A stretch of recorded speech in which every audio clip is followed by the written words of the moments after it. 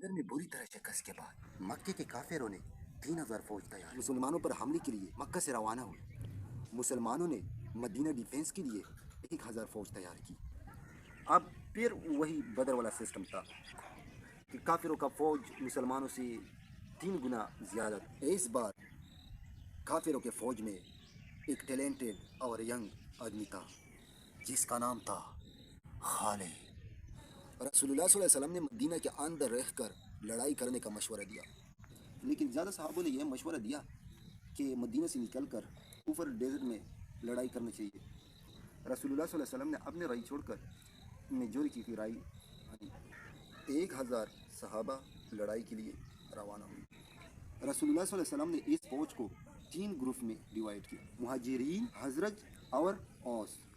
1,000 सहाबों में से 100 से सिर्फ जंगी औजार वगैरह शीर वगैरह थे और सिर्फ 50 घोड़े थे। इसके मुकाबले में काफिरों का 3,000 फौज आकर उहुद के मकाम पर रुके और मुसलमानों का इंतज़ार करने लगी। इस फौज के सेंटर को अबू जहल के बाद नए सरदार अबू सुफियान ने लीड कर रहा था। इसके लेफ्ट साइड पर अबू जहल का बेटा इकरमा, इसके राइट साइड पर घोड़े के साथ खालिद ने लीड कर रहा था। मक्का की 3,000 फौजों के साथ लड़ने के लिए 1,000 सहाबा उहुद को पहुंचे। अब्दुल्ला बिन उबई सबसे बड़ा मुनाफिक ने कहा कि हम तो नहीं लड़ेंगे भाई, ये तो खुदकुशी है। अब्दुल्ला बिन उबई और उसके 300 साथी मुसलमानों के फौज से अलग हुआ। ये तो कोई मंसूबा था या जो भी था, बस अलग हुआ। अब मुसलमान सिर्फ 700 रह गए और उनके सामने 3,000 फौज। रसूलुल्लाह सल्लल्लाहु अलैहि वसल्लम ने 50 तीरंदाज इस पहाड़ के ऊपर भेजे ताकि मक्के वाले पहाड़ के पीछे से हमला न करें। इस 50 तीरंदाज को नबी सल्लल्लाहु अलैहि वसल्लम ने क्लियर ऑर्डर दी, अगर तुम देखो मुसलमान जंग जीत चुके हैं, तुम्हें बाहर से नहीं उतरना, और अगर तुम देखो मुसलमान हार गए और परिंदे इनके जिस्म से गोश्त खा रहे हैं, तब भी आपने एक जगह से नहीं हिलना। ये क्लियर ऑर्डर थी। काफिरों के फौज से एक बंदा सामने आया और मुसलमान चैलेंज किया। हजरत अली ने जाके उसको फिनिश किया। फिर उसका भाई सामने आया, हमजा ने उसको भी कत्ल किया। फिर वहाँ से आते गए और मुसलमान सबको मारते गए। इसी के साथ दोनों फौजों ने हमला किया।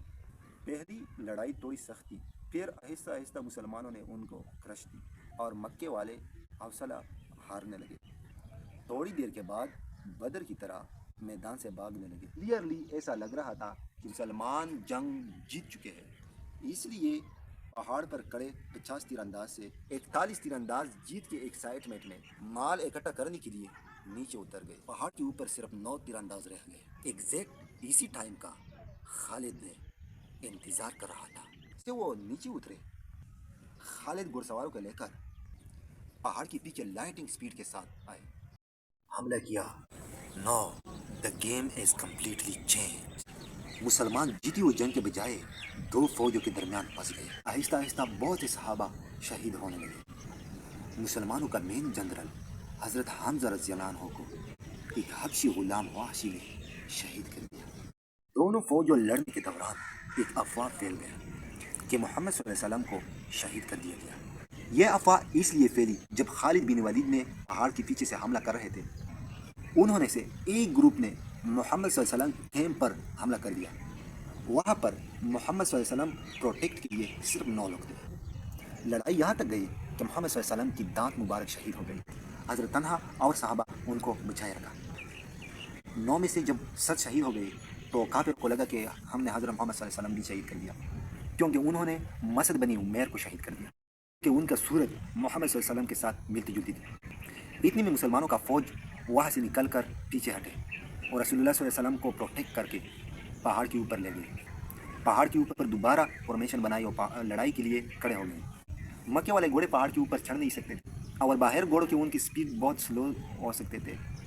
वो मुसलमान उन पर बहुत तीर बरसाती। अबू सुफियान ने फैसला किया कि बस इतना काफ़ी है और यहाँ से वापस मक्का चले जाएंगे। जाने से पहले अबू सुफियान ने हज़रत उमर से पूछा, क्या हमने मोहम्मद को कत्ल कर दिया? हज़रत उमर ने कहा कि नहीं, वो तो ठीक है, जो तुम कह रहे हो वो सुन रहे हैं। इस तरफ अबू सुफियान को बहुत गुस्सा आया, क्योंकि उसने ये जंग इसलिए की कि मोहम्मद को शहीद किया जाए और मदीना पर कब्ज़ा किया जाए। इनमें से कोई ऑब्जेक्टिव बस पूरा नहीं हुई और वो वापस चला गया। मुसलमानों के इस जंग में बहुत नुकसान हुआ, लेकिन उसने ये जंग से ये सबक सीखी کہ لیڈر کے آرڈر کے خلاف کبھی بھی نہیں جانا. جنگوں میں مسلمانوں نے یہ رول اتنا فالو کی کہ کبھی بھی اس نے ایک آرڈر نہیں توڑی.